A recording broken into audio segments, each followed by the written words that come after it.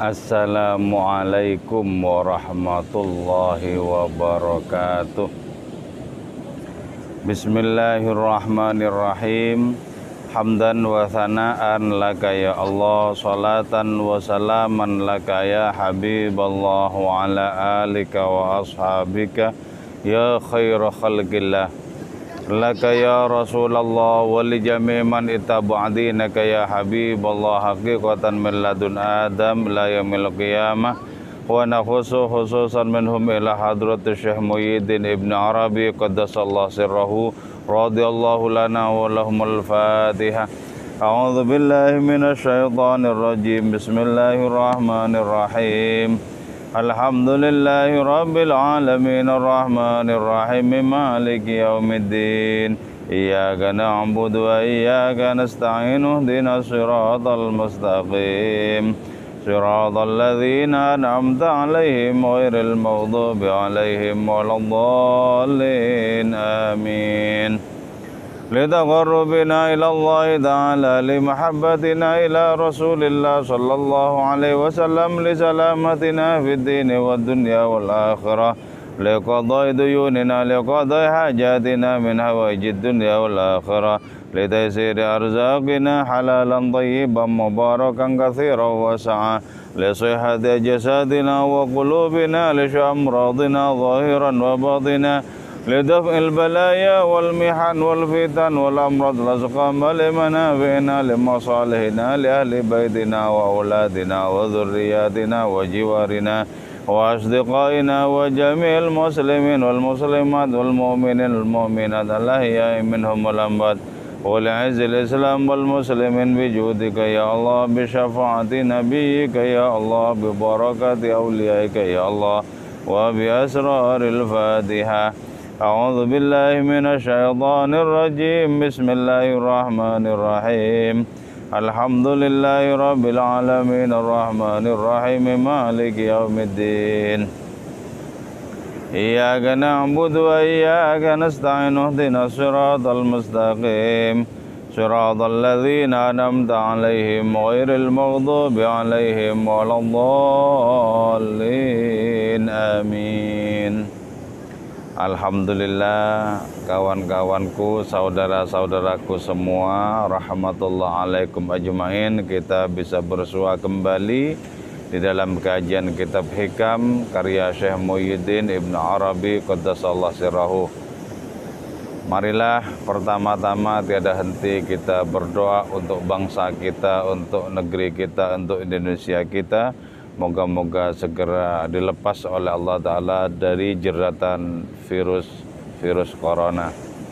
Moga-moga saudara-saudara kita yang sedang diuji dengan adanya rasa sakit oleh berbagai macam penyakit, moga-moga segera disembuhkan oleh Allah Subhanahu wa Ta'ala. Moga-moga saudara kita yang sudah terlebih dahulu menghadap kepada hadiratnya, kebaikan-kebaikan mereka moga-moga dilipat gandakan, dan keburukan-keburukan mereka moga-moga diampuni oleh hadirat Allah Subhanahu wa Ta'ala. Amin ya mujibas sailin. Qala al-musannif rahimahullahu ta'ala wa nafa'na bi'ulumihi wa madana bi asrarihi wa fadha alaina min barakatihi wa bikum amin. Bismillahirrahmanirrahim. Ma ya'rifu ma naqulu illa man iqtafa atharur rasul. Oke, baiklah, kita mengkaji kitab Hikam ini dari pantai selatan, dari pantai Parangtritis. Di depan saya berdebur-debur ombak Parangtritis, bergulung-gulung ombak Parangtritis. Sembari kita menikmati keagungan hadirat Allah Ta'ala, kita mengkaji adanya kitab Ibn Arabi ini. Makalah ini menyatakan bahwa tidaklah akan mengenal apa yang kami katakan kecuali orang yang mengikuti jejak-jejak ketauladanan Sang Rasul Muhammad Sallallahu Alaihi Wasallam. Nah, di sini ada kami, istilah kami. Tidaklah akan mengenal apa yang kami jelaskan, apa yang kami terangkan. Nah, kami itu siapa? Nah, di dalam hal ini kami itu menunjuk kepada para pelaku rohani, menunjuk kepada orang-orang ma'rifat, menunjuk kepada orang-orang yang ilmu mereka itu adalah ilmu rasa. Jadi betul-betul mereka merasakan ilmu itu sebagai salah satu dari hidangan rohani dari hadiratnya itu. Jadi kami itu menunjuk kepada kaum sufi. Jadi orang-orang yang tenggelam di dalam hakikat keberislaman, hakikat penyerahan diri, habis-habisan kepada Allah Subhanahu wa taala. Nah, tentu saja kata-kata na'rifu, kata-kata ya'rifu yang berarti mengenal itu juga menunjuk kepada tidak saja menguasai konsep dan teori ilmu pengetahuan tasawuf, tapi juga lebih dari itu merasakan, menyelami, menikmati adanya samudra ilmu tasawuf itu dengan laku rohani yang kental pada diri mereka. Jadi di sini yang disebut dengan mengenal itu tak lain adalah mengalami.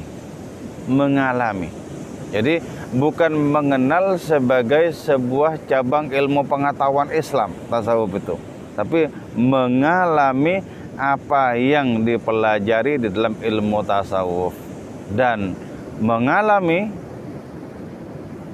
dan mengetahui itu jaraknya sangat jauh. Jadi mengetahui belum tentu mengalami di dalam hal apapun.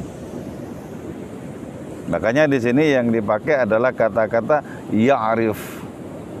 Nah, hanya orang-orang yang dengan tulus dan penuh kesungguhan memungut jejak-jejak ketauladanan sang Rasul yang bisa mengenal, yang bisa menyelami kata-kata kaum sufi.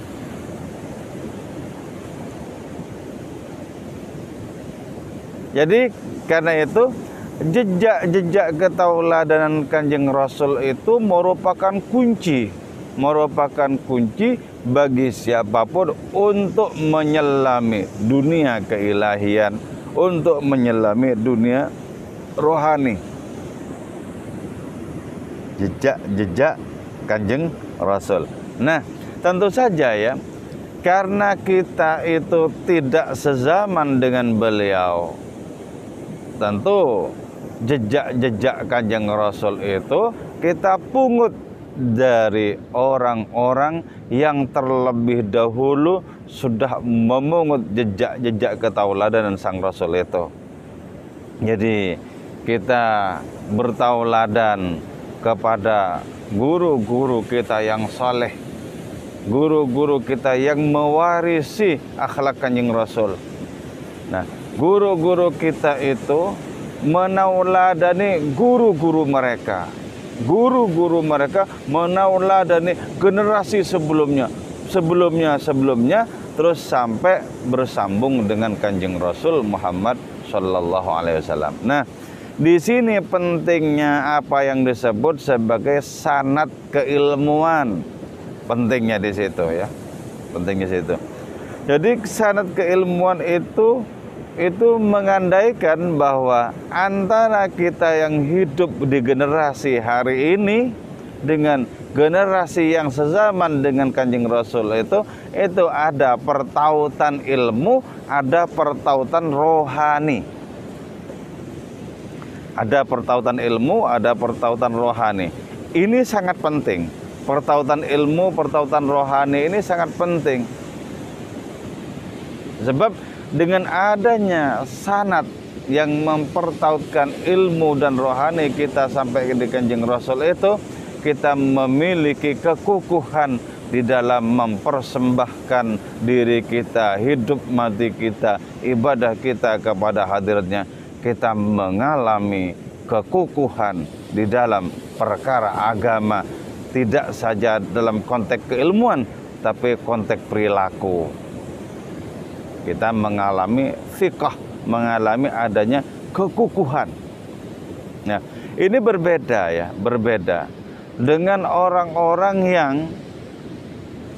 tanpa adanya kesinambungan sanad itu kemudian berbicara ke sana kemari. Ini berbeda, berbeda. Nah, perbedaannya di mana? Di situ tidak ada rasa yang menyambung antara kita dengan generasi awal. Tidak ada rasa yang menyambung. Kalaupun ada apa yang disebut sebagai rasa oleh mereka, itu lebih banyak merupakan ilusi mereka, lebih banyak merupakan perspektif mereka murni. Oleh karena itu wajar kalau kemudian akhlaknya itu tidak nyambung dengan akhlaknya generasi awal. Jadi di sini hanya akan melahirkan apa? Ketidaknyambungan sanad itu hanya akan melahirkan arogansi ilmu pengetahuan yang dalamnya juga tidak seberapa. Ibaratnya hanya mengetahui 1-2 hadis sudah berbusa-busa berdakwah kemana-mana. Jadi betapa pentingnya adanya sanad keilmuan itu sangat penting. Lebih penting dari sanad keilmuan adalah sanad rohani, sanad akhlak yang terpuji.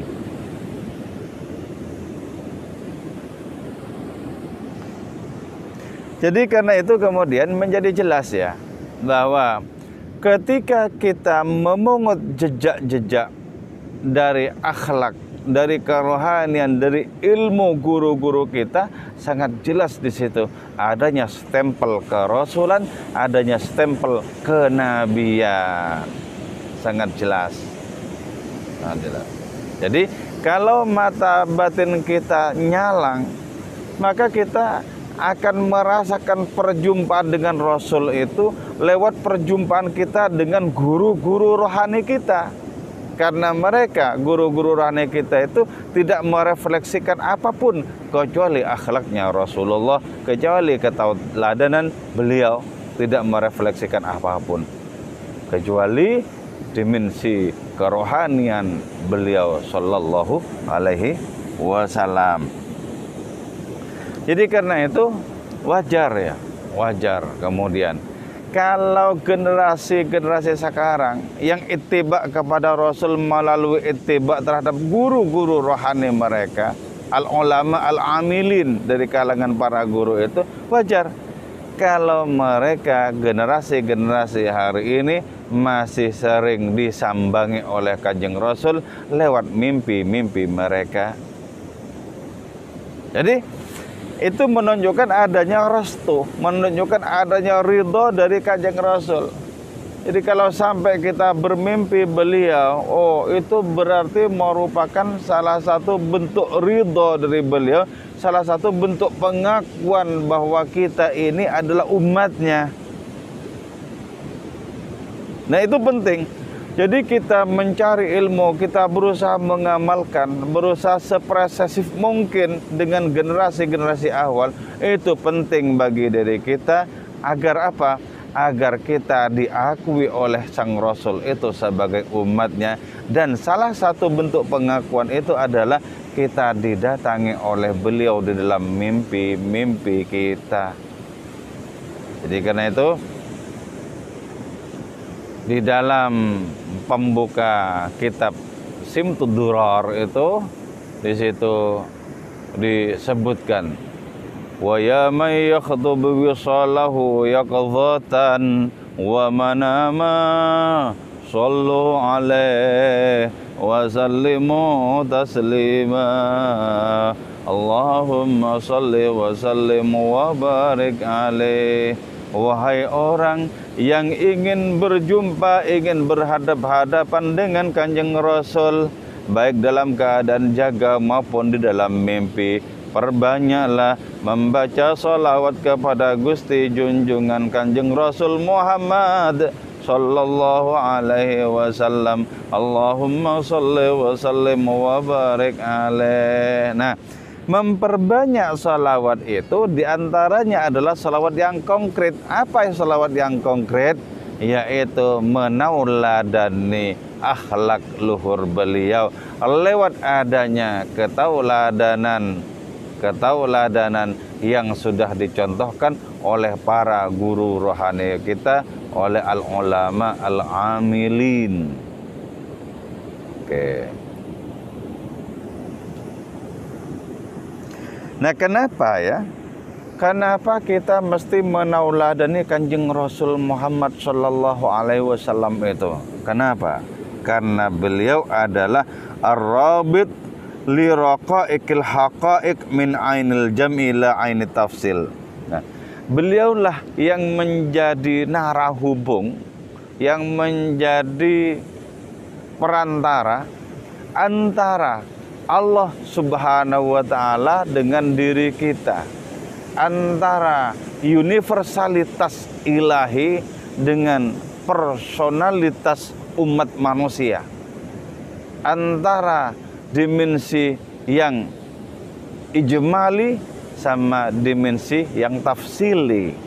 Jadi beliau yang berperan sangat penting menjelaskan tentang Allah, tentang kemahaannya. Beliau yang sangat penting menduduki posisi sebagai penjelas kepada kita umat manusia tentang Tuhan yang kita sembah itu.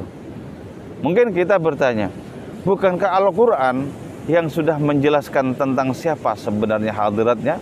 Bukankah Al-Quran yang sudah menjelentrehkan tentang biografi dalam tanda kutip Allah Subhanahu wa taala? Nah, bukankah juga Kanjeng Rasul itu adalah Al-Quran yang konkret, Al-Quran yang nyata? Jadi posisi beliau itu jelas sebagai barzakh, sebagai penengah antara Allah Subhanahu wa taala dengan umat manusia. Jadi karena itu beliau menjadi kunci bagi siapapun yang ingin wusul, ingin sampai kepada hadirat Allah Subhanahu wa taala. Menjadi kunci sangat penting. Jadi karena itu tidak mungkin bisa menyelami kata-kata dan pengalaman kaum sufi kecuali mereka yang sudah mengikuti jejak-jejak ketauladanan Kanjeng Rasul secara lahir dan batin. Baru bisa, kalau sudah bisa memungut jejak-jejak ketauladanan Kanjeng Rasul itu baru. Kalau tidak seperti itu, maka kitab-kitab tasawuf karya para sufi itu hanya akan dirasakan sebagai tumpukan ilmu pengetahuan, sebagai tumpukan teori belaka. Tidak sampai kepada amal, tidak sampai kepada penghayatan. Kalau kita tidak memiliki adanya kesungguhan di dalam memungut jejak-jejak ketauladanan Kanjeng Rasul. Jadi di situ hanya naudzubillah ada ilmu yang kerontang tentang keilahian. Ketika ilmu yang kerontang tentang keilahian itu disampaikan kepada orang-orang, itu tidak akan memberikan dampak apapun. Di antara 1000 orang yang menyampaikan ilmu belaka tanpa ketauladanan rohani, mungkin hanya ada 1 yang mengikutinya, ada 1 yang mengambil manfaat darinya. Itu kata Maulana Jalaluddin Rumi. Terus wawasitatu nuzulil ma'ani min sama'il qudsi ila maqamit tanzil. Kanjeng Rasul itu merupakan perantara yang sangat penting turunnya makna-makna kebenaran. Jadi bukankah Al-Quran itu diturunkan tanpa huruf, tanpa suara? Lantas apa yang turun kalau tanpa huruf, tanpa suara? Makna itu langsung menghujam ke dalam diri Kanjeng Rasul. Menghujam dalam diri. Kemudian oleh beliau dibacakan. Sehingga dengan demikian kita meniru bacaan Kanjeng Rasul Muhammad sallallahu alaihi wasallam itu. Jadi betapa penting posisi beliau itu ketika menerima wahyu, menerima firman Allah Ta'ala yang tak tersentuh oleh huruf dan suara. Sangat penting. lewat beliau kemudian kita bisa memahami adanya ayat-ayat yang diturunkan itu. Tanpa beliau, bagaimana mungkin kita bisa memahami firman yang tanpa huruf, yang tanpa suara itu? Di situ posisi penting beliau sebagai barzakh, sebagai penengah antara Allah Subhanahu wa taala dengan kita umat manusia. Sangat penting, sangat penting. Jadi karena itu bersungguh-sungguhlah kita. Setelah kita mengetahui bahwa memungut jejak Rasul itu merupakan hal yang sangat penting, maka bersungguh-sungguhlah kita. Mumpung sarananya sekarang masih ada. Apa itu? Ulama-ulama yang soleh, akhlaknya itu adalah cerminan dari akhlak Rasulullah. Ikuti ulama-ulama yang soleh itu. Kita membaca kitab-kitab dan praktek-prakteknya kita mengikuti ketauladanan al-ulama ul-amilin seperti itu. Jadi jangan mengikuti ulama yang sukanya itu marah-marah, mencaci maki sana sini, yang bukan kelompoknya itu sama sekali terbuang. Jangan ikuti. Orang-orang seperti itu menunjukkan tidak memiliki ketauladanan akhlak terpuji dari Rasulullah Muhammad Sallallahu Alaihi Wasallam. Nah, agar kita sanggup untuk mengikuti ketauladanan Kanjeng Rasul, kita perlu melakukan riyadhah, perlu melakukan latihan-latihan rohani, perlu mengekang hawa nafsu, perlu memperbanyak bangun malam, perlu banyak zikiran, perlu memperbaiki akhlak terus menerus, baik akhlak kepada Allah maupun akhlak kepada sesama. Itu namanya riyadhah. Tidak boleh tidak, kita mesti melakukan riyadhah atau ikhtiar di dalam pembentukan keindahan rohani diri kita. Nah, riyadhah itu tentu saja tidak mudah. Tidak mudah. Riyadhah itu berat, terutama ketika kita nilai dari perspektif nafsu kita, berat. Untuk puasa sunnah berat, untuk bangun malam itu berat, untuk terus-menerus menjaga kondisi hati agar berzikir kepada hadiratnya itu berat. Nah, tapi yang berat itu kalau kita lakukan dengan tulus, dengan kesungguhan, lantas kita mendapatkan pertolongan dari Allah Subhanahu wa taala. Latihan-latihan yang berat itu akan membuahkan hasil yang sangat nikmat, yang sangat lezat kita rasakan dengan lidah rohani kita. Jadilah kemudian hidup kita penuh dengan kedamaian, ketentraman, dan membagikan kedamaian dan ketentraman bagi sesama. Oke, saya kira itu saja ya. Moga-moga perjumpaan kita yang tak seberapa lama ini, perjumpaan kita yang sering singkat-singkat ini bermanfaat bagi diri kita, barokah untuk diri kita, juga untuk keluarga kita, untuk anak cucu keturunan kita. Amin ya mujibas sailin wal afu minkum. Wassalamualaikum warahmatullahi wabarakatuh.